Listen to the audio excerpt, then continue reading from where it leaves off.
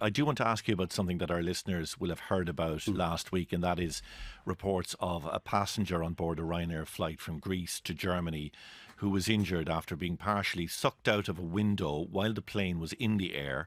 People will obviously be concerned having heard that. Do you know yet what happened there? Well, there will be a full investigation, but I think, you've got to, when you look at this, like today, Ryanair will have about 3,900 flights today.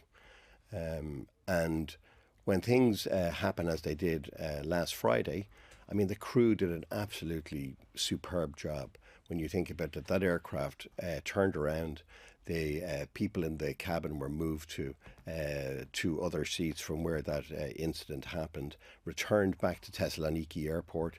The aircraft taxied back onto stand on one engine, and the crew did an absolutely superb job. The initial reports suggest that perhaps something from the engine came off and shattered one of the windows, which then blew out. Well, I mean, anyone who's looked at the photographs can see what has, there are photographs there of clearly there's damage to the engine. But I'm not going to speculate on that. We're going to have that aircraft will be it'll be investigated through the Greek authorities. We understand then we'll put that out to the NTSB, which are the American investigators. And can you reassure passengers then who are flying this summer on the rest of your aircraft that that the safety is intact, that those aircraft are going to fly safely? When you're flying about 1.2 million flights per year, you rely on having the best, most modern aircraft and the best trained crews. And that's actually what was demonstrated last Friday in Thessaloniki.